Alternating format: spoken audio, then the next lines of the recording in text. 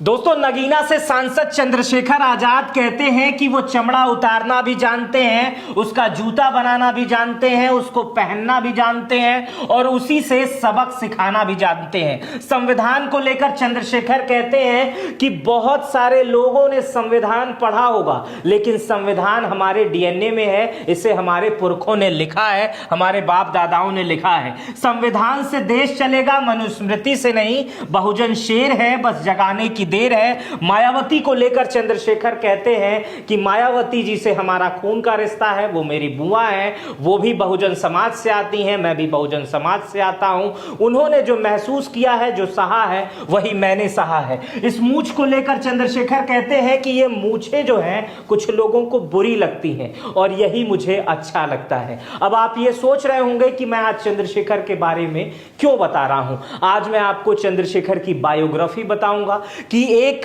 साधारण मास्टर के लड़के से एक सांसद बनने का सफर चंद्रशेखर का कैसा रहा, रास्ते में कौन कौन सी दिक्कतें आई, कब कब चंद्रशेखर देश की नजरों में आए और चंद्रशेखर ने अब तक क्या क्या काम किए हैं। यह बायोग्राफी आपके लिए प्रेरणादायक हो सकती है, मोटिवेशनल हो सकती है, इससे आप बहुत कुछ सीख सकते हैं और बहुत सारी जानकारी आप नगीना के सांसद चंद्रशेखर के बारे में हासिल कर सकते हैं। तो चलिए देर न करते हुए शुरू करते हैं। सांसद चंद्रशेखर का जन्म 3 दिसंबर 1986 को उत्तर प्रदेश के सहारनपुर के धड़कौली गांव में हुआ था। इनके पिता का नाम गोवर्धन दास है, ये सरकारी स्कूल में शिक्षक थे। इनकी माता का नाम कमलेश देवी है और पत्नी का नाम वंदना कुमारी है। चंद्रशेखर की एक संतान भी है। चंद्रशेखर आजाद 5 भाई बहन है और चंद्रशेखर आजाद ने देहरादून से लॉ की पढ़ाई की थी। इसके आगे चंद्रशेखर अमेरिका जाना चाहते थे, पढ़ाई करना चाहते थे, एलएलबी की पढ़ाई इससे आगे और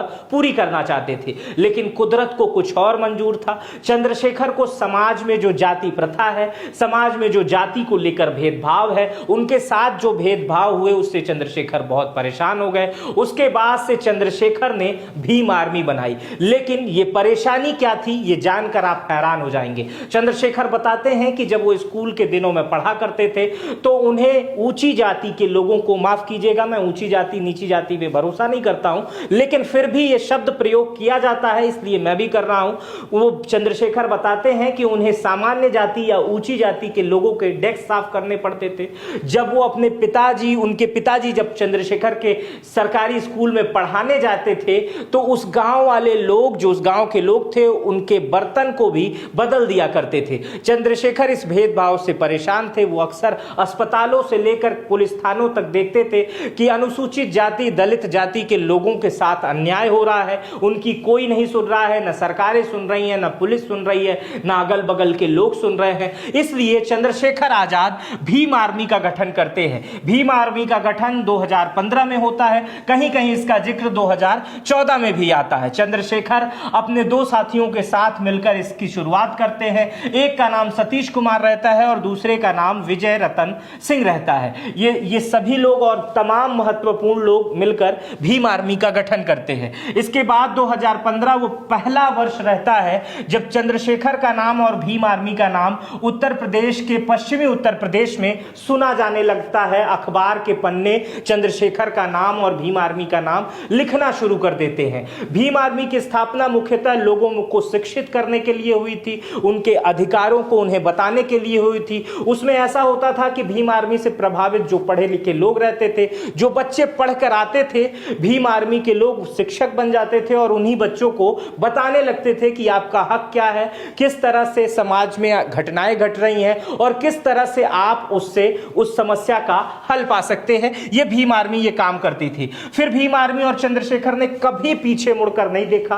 भीम आर्मी के बनने के बाद लगातार वो दलित, माइनॉरिटी, ओबीसी संगठन को इकट्ठा करते थे, उन्हें बल देते थे और इसी बल के कारण धीरे धीरे भीम आर्मी और चंद्रशेखर का संगठन बढ़ता गया और चंद्रशेखर की भीम आर्मी प्रकाश में आती गई। पहली बार 2 सितंबर 2016 का समय था। सहारनपुर का छुटमलपुर गांव था जहां पे एएचपी इंटर कॉलेज था। चंद्रशेखर बताते हैं कि यहां पर घटना हुई थी जहां पर कुछ दलित छात्रों की पिटाई की गई थी। उसके बाद से भीम आर्मी और तमाम बड़े संगठनों ने इसका विरोध करना शुरू कर दिया। यह विरोध देश भर में फैला।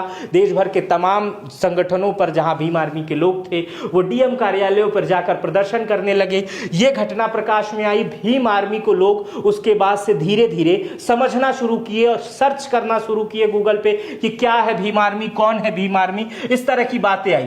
चंद्रशेखर कब प्रकाश में आए इसको जान लेते हैं। 5 मई 2017 वो समय था, सहारनपुर से 25 किलोमीटर दूर एक गांव है जिसका नाम शब्बीरपुर है। उस गांव में 25 दलित के घरों और दुकानों को, दलित आबादी के घरों और दुकानों को जला दिया जाता है। यह घटना पूरे देश में हल्ला मचा देती है। इस घटना को लीड करते हैं उस समय चंद्रशेखर, और चंद्रशेखर की लीड ऐसी होती है कि पूरे देश की मीडिया फिर चंद्रशेखर के बारे में लिखना और पढ़ना शुरू करती है।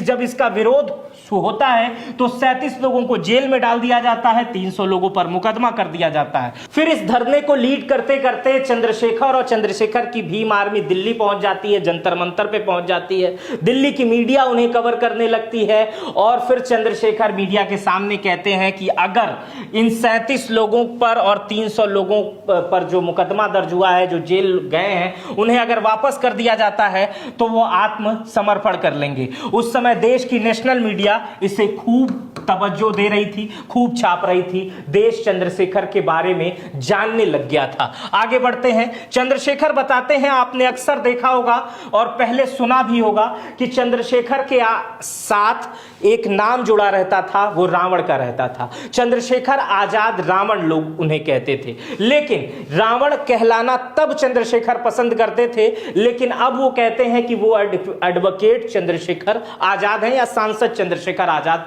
आप उन्हें कहिए। लेकिन पहले चंद्रशेखर खुद को रावण भी कहलाना चाहते थे। एक स्टेटमेंट उन्होंने दिया था, उसमें उन्होंने कहा था कि रावण अपनी बहन शूर्पणखा के अपमान के कारण सीता को उठा ले जाता है, लेकिन उनको कभी उनको सम्मान के साथ रखता है। भले ही रावण नकारात्मक चरित्रण किया जाता हो, लेकिन जो व्यक्ति अपनी बहन के सम्मान के लिए लड़ सकता हो, वह सब कुछ दांव पर लगा सकता हो, वो गलत कैसे हो सकता है। यहां रामायण के एक नेगेटिव चरित्र यानी रावण को चंद्रशेखर आजाद सही बताने की कोशिश करते थे, और यही स्टेटमेंट देकर चंद्रशेखर अपने नाम के आगे उस समय रावण लगाना पसंद करते थे। उस समय देश भर में उन्हें चंद्रशेखर आजाद रावण नहीं कहा जाता था। लेकिन आज वो समय है जब देश की दलित आबादी, बड़ी दलित आबादी, ओबीसी का एक बड़ा वर्ग और माइनॉरिटी का एक बड़ा वर्ग चंद्रशेखर पर आंख बंद करके भरोसा करता है।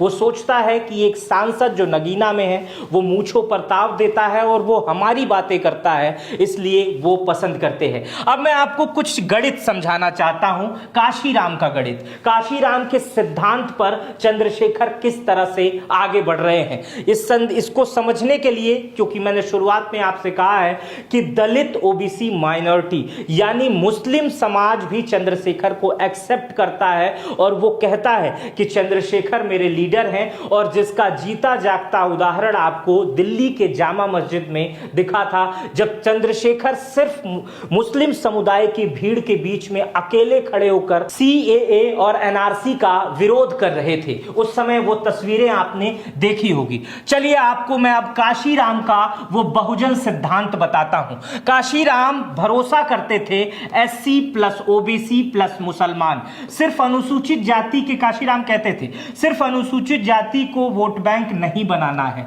अन्य पिछड़ा वर्ग और मुस्लिम समाज को भी साथ लाना है, क्योंकि यह सब मिलकर सत्ता के करीब पहुंच सकते हैं। इसी प्रकार का प्रयोग जो है काशीराम ने बहुत पहले मायावती और मुलायम के साथ किया था। उस समय सरकार भी बनी थी, लेकिन गेस्ट हाउस कांड के बाद ये जो सिद्धांत था, जो ये प्रयोग था, ये विफल दिखाई देने लगा। बाद में ऐसा कुछ नहीं हुआ। एक समय ऐसा था जब अखिलेश यादव और मायावती ने भी गठबंधन किया था, हालांकि उसके कोई बहुत बड़े राजनीतिक मायने बाद में नहीं निकले। लेकिन चंद्रशेखर आजाद वर्तमान में काशीराम के SC plus OBC plus minority के सिद्धांत को लेके चल रहे हैं और इसका जीता जागता उदाहरण नगीना लोकसभा में देखने को मिला है। बहुत सारे आगे मैं आंकड़े दिखाऊंगा तो आपको लगेगा कि सचमुच ये हैरान करने वाली बातें हैं। चलिए आगे ही आपको समझाता हूं। अब मैं चंद्रशेखर के राजनीतिक पार्टी की शुरुआत के बारे में आपको बताने की कोशिश करता हूं। दोस्तों, चंद्रशेखर आजाद आधिकारिक तौर पर आजाद समाज पार्टी की जो घोषणा की थी वो 15 मार्च 2020 में, और मात्र 4 साल में चंद्रशेखर सांसद हो गए। 2022 में विधानसभा का चुनाव लड़े थे। चंद्रशेखर आजाद पहले समाजवादी पार्टी के मुखिया अखिलेश यादव के पास गए थे। उस समय की खबरें अगर आपको याद होगी तो अब मैं बता देता हूं। 2022 में अखिलेश यादव के पास गए थे।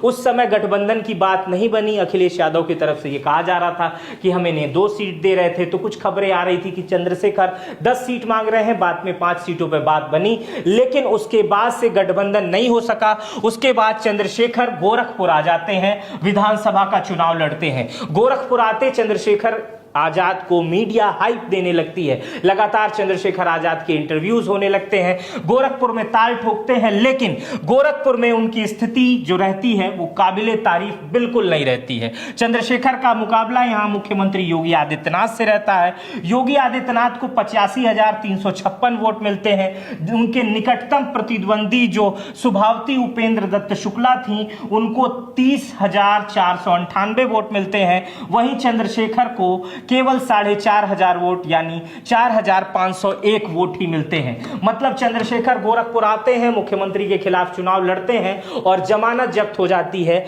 बुरी तरीके से हारते हैं। लेकिन चंद्रशेखर रुकते नहीं है, अभी सांसद हैं। 2 ही साल का वक्त बीता। जिस आदमी ने पिछले विधानसभा के चुनाव में 4,500 वोट पाया, वो अपने 2 साल की मेहनत में 1.5 लाख वोटों से चुनाव जीतता है। आइए आगे समझाता हूं आपको। अब इसको देखिए, 2024 का वर्ष आ जाता है और सुर्खियां बनती हैं सबसे पहले चंद्रशेखर की सुरक्षा। 2024 के शुरुआती दूसरे महीने में चंद्रशेखर को वाइस रेडी की सुरक्षा दे दी जाती है। देश में यह चर्चा का विषय बन जाता है। सहारनपुर के पहले नेता चंद्रशेखर आजाद बन जाते हैं, जिन्हें Y+ कैटेगरी की सुरक्षा दी जाती है। चंद्रशेखर सीआरपीएफ के जवानों के बीच में घिर जाते हैं। इससे पहले चंद्रशेखर पर हमले भी हुए थे, चंद्रशेखर को धमकियां भी मिलती हैं, इसलिए केंद्र सरकार इन्हें Y श्रेणी की सुरक्षा दी जाती है। 2019 लोकसभा और 2024 लोकसभा अब आपको यहां मैं समझाने की कोशिश करूंगा। अभी मैं आपको बता रहा था, जिस चंद्रशेखर ने 2022 के विधानसभा में मात्र 4,500 वोट पाए थे, वही 2024 के लोकसभा में 1.5 लाख से अधिक वोटों से चुनाव जीतता है। आइए मैं इस आंकड़े को आपको समझाने की कोशिश करता हूं। चंद्रशेखर को 2024 के लोकसभा में वोट मिलते हैं 5,12,552 वोट। वहीं दूसरे बीजेपी के जो कैंडिडेट हैं उन्हें मिलते हैं 3,61,079 वोट। और जो बीएसपी के कैंडिडेट हैं, अब यहां से समझने की कोशिश करिएगा, सपा के कैंडिडेट को भी बता देता हूं, 1,23,074 वोट। बीएसपी के कैंडिडेट को मिलते हैं 13,272 वोट।